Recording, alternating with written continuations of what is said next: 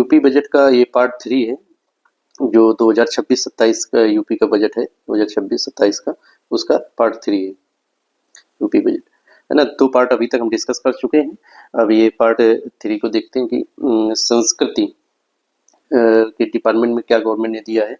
तो कहे कि थारू जनजाति संस्कृति संग्रहालय है ये, इसके लिए मतलब निर्माण कराया जा रहा है। ये जो थारू जनजाति है, इस पे क्वेश्चन आता है प्रीलिम्स में और मेंस में भी आते हैं, तो थारू जनजाति को आप कोट कर सकते हो ना।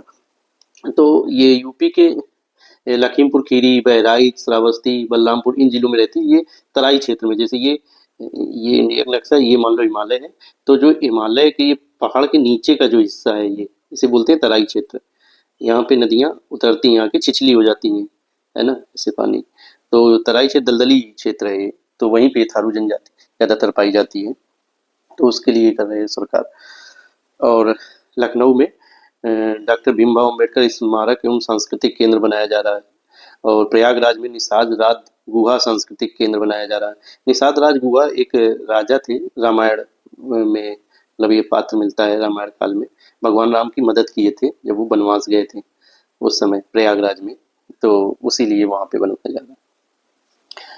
पर्यटन के क्षेत्र में क्या गवर्नमेंट ने किया है, नैमिषारण्य तीर्थ विकास, मतलब नैमिषारण्य यूपी में एक जगह है, वहाँ पे धार्मिक स्थल है, वहाँ वहाँ के विकास किया जा रहा है। और नियोजन में देखा जाए तो उसमें सस्टेनेबल डेवलपमेंट गोल्स जो 2030 तक प्राप्त करने हैं, उसको कार्य किया जा रहा है। ये मेंस में देखो, ये एक क्वेश्चन मतलब आप लिख सकते हैं ये पॉइंट भी कि एक परिवार एक सदस्य, है ना, एक परिवार एक पहचान, सॉरी। तो एक परिवार की एक आईडी बन जाएगी तो योजनाओं को लागू करना बहुत आसान होता है ना, फैमिली आईडी बनेगी। तो ऐसे पॉइंट मेंस में भी दिए जा सकते हैं। ग्राम विकास क्षेत्र में क्या हो रहा है, ग्राम मनरेगा चल रही योजना, राष्ट्रीय ग्रामीण आजीविका मिशन चल रहा है, प्रधानमंत्री आवास योजना, उसके लिए पैसा, ग्रामीण पार्ट प्रधानमंत्री आवास योजना का, मुख्यमंत्री आवास योजना, है ना, ग्रामीण क्षेत्र में, प्रधानमंत्री ग्राम सड़क योजना, है ना, ये उसमें हो गया। पंचायती राज में देखते हैं स्वच्छ भारत मिशन ग्रामीण, है ना। और ये मेंस में ऐसे मतलब लिखा जा सकता है कि जैसे पूछा जाए तो गांव के उत्थान के लिए क्या क्या दिए जा सकते हैं, मतलब सुझाव।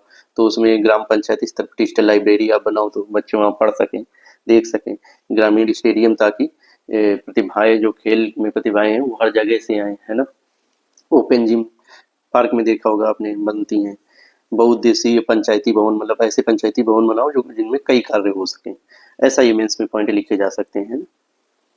कृषि क्षेत्र में जो किसान उत्पादक संगठन है, फार्मर प्रोड्यूसर ऑर्गेनाइजेशन, उनके लिए योजना है ना। किसान उत्पादक संगठन क्या होते हैं कि कई किसान मिलकर एक संगठन बना लेते हैं, उन्हें एफपीओ बोलते हैं, फार्मर प्रोड्यूसर ऑर्गेनाइजेशन, किसान उत्पादक संगठन।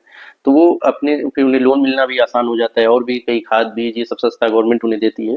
तो एफपीओ बनाना थोड़ा सा फायदे का है। यानी डीजल पंप सेट को सोलर पंप में परिवर्तित किया जाएगा। National mission on natural farming, natural farming में क्या होता है कि ये केमिकल युक्त योग कम मतलब यूज किया जाता है, नेचुरल तरीके से खेती की जाती है, उस पर गवर्नमेंट कर रही है।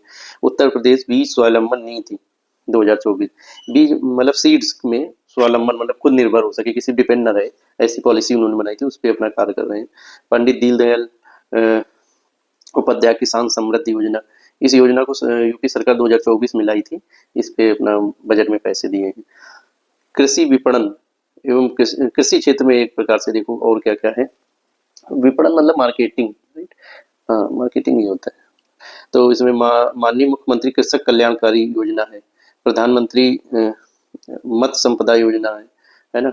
ये सब योजनाएं चल रही हैं एक प्रकार से। उद्यान क्षेत्र में क्या है, राष्ट्रीय औद्यानिक मिशन योजना, प्रधानमंत्री सूक्ष्म खाद्य उद्योग उन्नयन योजना, उत्तर प्रदेश खाद्य प्रसंस्करण उद्योग नीति 2022 में ये नीति लाई गई थी। मुख्यमंत्री राज्य औद्योगिक विकास योजना, ऐसा है ना, औद्योगिक विकास योजना, ये उद्यान में है। और खाद्य प्रसंस्करण के क्षेत्र में क्या क्या है, प्रधानमंत्री सूक्ष्म खाद्य उद्योग उन्नयन योजना है। असंगठित क्षेत्र की जो मतलब खाद्य प्रसंस्करण सेक्टर है, उनके लिए है ये योजना। गन्ना विकास या चीनी उद्योग के लिए एक ये फैक्ट दिया है कि उत्तर प्रदेश देश का सबसे बड़ा गन्ना उत्पादक राज्य है ना। अब वो थोड़ा बहुत मील के लिए किया जा रहा तो उतना इम्पोर्टेंट नहीं है। दुग्ध विकास में, दूध के क्षेत्र में कुछ नहीं है ऐसा कुछ इम्पोर्टेंट। पशुधन के क्षेत्र में मतलब पशुओं के लिए माननीय मुख्यमंत्री सहभागिता योजना, सहभागिता कोऑपरेटिव होता है ना कि कई लोग अपना मिल के कोई कंपनी या संगठन बना ले, तो कोऑपरेटिव होता है, उसके लिए सरकार बहुत प्रयास कर रही है। पोषण मिशन है ये। भारत सरकार की अम्ब्रेला स्कीम है। अम्ब्रेला स्कीम मतलब कई स्कीमों को मिला के एक बना दिया जाए स्कीम, ये योजना। पशुधन स्वास्थ्य एवं रोग नियंत्रण योजना, तो उसके लिए किया गया है। मत्स्य मछली के क्षेत्र में प्रधानमंत्री मत्स्य संपदा योजना। सहकारिता फिर आया तो उससे कुछ नहीं। मुख्यमंत्री कृषक समृद्धि योजना, ये है ना, कृषकों के लिए। और खाद्य एवं रसद क्षेत्र में, फूड सेक्टर में अन्न पूर्ति योजना। अन्न पूर्ति योजना केंद्र सरकार ने, भारत सरकार ने वर्ष 2000 में लागू किया था। गरीब बुजुर्गों को, है ना, मुफ्त राशन देने की योजना थी। जिन्हें पेंशन वगैरह नहीं मिलती थी तो उन्हें मुफ्त राशन दिया जाता है। तो अब लेकिन ये योजना के तहत वो इतना इम्पोर्टेंट नहीं है, फिर भी यूपी सरकार ने अपने बजट में इसमें दिया है इतने रुपए। तो अब इस ये वाली योजना ज़्यादा इम्पोर्टेंट चल रही। राष्ट्रीय खाद्य सुरक्षा अधिनियम के तहत जो राशन का वितरण किया जा रहा है 2013 में जो हो गया था। तो अन्नपूर्णा भवन, मतलब भवन मतलब वही गोदाम वगैरह सब ही बनाए जाएंगे ताकि अनाज का वितरण आसानी से हो सके। बेसिक शिक्षा के क्षेत्र में ऐसा कुछ खास नहीं। उच्च शिक्षा में है कि वही रानी लक्ष्मीबाई स्कूटी योजना, स्कूटी लड़कियों की प्रदान की जाती है। मुख्यमंत्री शिक्षुता प्रोत्साहन योजना। शिक्षुता मतलब अप्रेंटिसशिप। अप्रेंटिसशिप वही होती है कि जब कोई आईटीआई मान लो कर लिया, है ना, पॉलिटेक्निक कर लिया या बीटेक कर लिया, इन सब में क्या होता है कि फिर इंडस्ट्री में जाओ, कोई कंपनी में जाओ, वहाँ पे प्रैक्टिकल वर्क सीखो जाके कि कैसे काम होता है, क्या मशीनें कैसे चलती हैं, उसे बोलते हैं अप्रेंटिसशिप। तो उसमें वही आर्थिक मदद दी जाती है। तो वही मुख्यमंत्री शिक्षुता प्रोत्साहन योजना उच्च शिक्षा क्षेत्र में। प्राविधिक शिक्षा मतलब टेक्निकल कुछ एजुकेशन में ऐसा कुछ नहीं है। मेंस के लिए देखो, व्यवसायिक शिक्षा में ऐसा है ना, मेंस के लिए एक पॉइंट है कि जैसे टाटा टेक्नोलॉजी लिमिटेड, ये आई है। तो ये क्या है कि कई मतलब आईटीआई या पॉलिटेक्निक में, है ना, क्या उनके इसके सहयोग से, टाटा टेक्नोलॉजी लिमिटेड कंपनी के सहयोग से कई चीज़ें सिखाई जाती हैं प्रैक्टिकल के रूप में। तो कह रहे हैं कि इनका ज्वाइंट वेंचर होना चाहिए, ऐसा मेंस में आप लिख सकते हैं। कौशल विकास मिशन है, मतलब स्किल सही करने के लिए। प्रोजेक्ट प्रवीण है, 2021 में यूपी सरकार ने शुरू किया था। या आईटीआई पॉलिटेक्निक जितने भी टेक्नोलॉजी से रिलेटेड है उसके उनमें स्किल और सिखाई जा सके। थ्योरेटिकल नॉलेज तो कॉलेज में दिया जा सकता है, लेकिन प्रैक्टिकल नॉलेज के लिए थोड़ा सा यही अप्रेंटिसशिप वगैरह या कोई कंपनी से जोड़ के कुछ इस्टेब्लिश करना। खेल सेक्टर में खेलो इंडिया योजना चल रही है। और गोरखपुर में ईपीसी मोड पर अंतर्राष्ट्रीय क्रिकेट स्टेडियम का निर्माण होगा। ईपीसी मोड ज़्यादा इंपॉर्टेंट है मेंस के लिए। तो इंजीनियरिंग प्रोक्यूरमेंट कंस्ट्रक्शन ये होगा। तो इंजीनियरिंग मतलब कि जो डिजाइन वगैरह ये सब क्या करेगी, प्राइवेट। इसमें क्या होता है ईपीसी मोड में, सरकार कोई प्राइवेट कंपनी को ठेका दे देती है कुछ भी बनाने के लिए। जैसे अंतर्राष्ट्रीय क्रिकेट स्टेडियम बनना है गोरखपुर में तो दे दिया ठेका। तो इंजीनियरिंग मतलब उसका डिजाइन वगैरह भी प्राइवेट कंपनी करेगी। प्रोक्यूरमेंट मतलब मशीन और जितना सामग्री लगेगी, ईंट पत्थर जो भी, वो सब करेगी वही प्राइवेट कंपनी या ठेकेदार, है ना। और कंस्ट्रक्शन निर्माण भी वही प्राइवेट कंपनी करेगी। फिर क्या सरकार को सौंप देगी, सरकार अपना पैसा उसे दे देगा। तो इससे क्या जल्दी प्रोजेक्ट कंप्लीट हो जाते हैं। तो यही ईपीसी मॉडल है। वन पर्यावरण के क्षेत्र में सामाजिक वानिकी योजना है। लखनऊ में कोकरेल वन क्षेत्र है जहाँ नाइट सफारी वगैरह होगी, ये पीटी के लिए आ सकता है। Uttar Pradesh clean air management project है। इसके बाद महिला बाल विकास, महिलाओं के लिए पहले भी आया था। निराश्रित महिला पेंशन योजना है। मुख्यमंत्री कन्या सुमंगल योजना, जो काम करने वाली महिलाएं उनके लिए छात्रावास, मुख्यमंत्री श्रमजीवी महिला छात्रावास निर्माण योजना। उत्तर प्रदेश मुख्यमंत्री बाल सेवा योजना, ये सब बच्चों के लिए। मुख्यमंत्री बाल आश्रय योजना, ये योजनाएं हैं।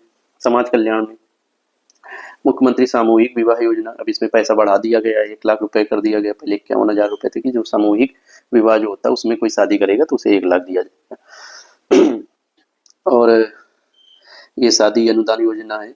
इसमें मतलब जो अपना वैसे शादी करता है तो उन्हें भी रुपए दिए जाते हैं। जरूरी नहीं कि सामूहिक विवाह में या कोई शादी करे, वैसे भी किया और अप्लाई किया तो दिए जाते हैं, बस क्राइटेरिया पूरे होने चाहिए।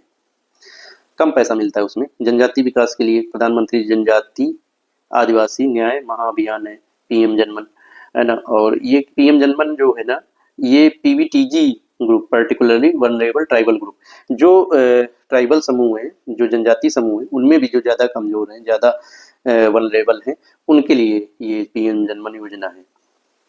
धरती आबा ये पीवीटीजी ग्रुप में यूपीएससी में क्वेश्चन पूछ चुका है ना। धरती प्रीलिम्स में पूछा था, धरती आबा जनजाति ग्राम उत्कर्ष अभियान है ना। इससे क्या है, 2 अक्टूबर 2024 को लॉन्च किया गया था, जो जनजाति बहुल ग्राम है, गांव है, उनके लिए, पिछड़ा वर्ग के लिए ऐसा कुछ नहीं, दिव्यांगजन कुछ नहीं। राजस्व के क्षेत्र में क्या है, राजस्व के क्षेत्र में ऐसा क्या है, मुख्यमंत्री कृषक दुर्घटना कल्याण योजना, हाँ, मुख्य एंटी भूमाफिया अभियान। एंटी भूमाफिया अभियान में ऐसा है ना कि जो भूमाफिया जो भूमि पर जबरदस्ती कब्जा किए हैं, सरकारी जमीन या किसी की जब भी जमीन इनका कोई नहीं मालिक होता तो उसमें माफिया कब्जा कर लेते, उसे मुक्त कराने के लिए एंटी भूमाफिया अभियान। पर वही नहीं। अब देखो ये बजट है, क्या उन्होंने बताया कि बजट का आकार है 9,12,696 करोड़ 35 लाख रुपए, मतलब इतना टोटल बजट है ना। इसमें प्राप्तियां कह रहे हैं कि इतना हमें मिलेगा, प्राप्ति हम अपना लाएंगे। बजट क्या होता है, ये सरकार है, मान लो ये सरकार, और ये होती हैं प्राप्तियां और ये होता है खर्च, है ना। वो कह रहे 8 लाख इतना रुपए प्राप्तियां कर रहे हैं, मतलब रिसिप्ट लाएंगे, और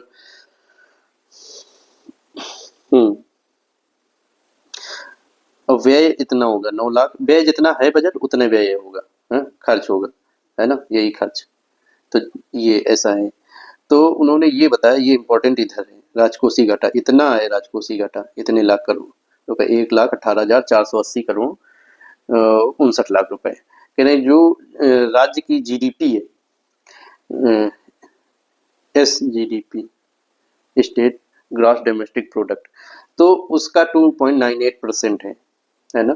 कि मान लो कि जैसे अगर राज्य की जीडीपी 100 रुपए है तो उसका 2.98 रुपए ये घाटा है। देखो FRBM एक एक्ट आया था, FRBM एक्ट 2003 में आया था। उसमें कहा थे कि जो जीडीपी है, जैसे चाहे भारत की जीडीपी हो, है ना, चाहे स्टेट की जीडीपी हो, इनका 3% ही घाटा, राजकोषीय घाटा होना चाहिए। राजकोषीय घाटा मतलब कि राजकोषीय घाटा का यही मतलब आप इतना समझ लो कि घाटा आपका, है ना, कि कुल प्राप्तियां आपको कितना पैसा प्राप्त हो रहा है ना, माइनस खर्च। तो मान लो हाँ नहीं, खर्च पहले लिख लो, खर्च माइनस प्राप्ति। तो खर्च है अगर ज्यादा, प्राप्ति कम है, पैसा कम प्राप्त हो रहा है, तो फिर राजकोषीय घाटा आएगा। तो राजकोषीय घाटा जो आएगा तो उसकी पूर्ति के लिए सरकार उधार वगैरह लेती है, तो वही है राजकोषीय घाटा। तो कह रहे हैं कि 2.98% है जो कि लक्ष्य रखा गया उसी के मंडल में। तो इतना हो गया, यही था, बजट पूरा हो गया यूपी सरकार का।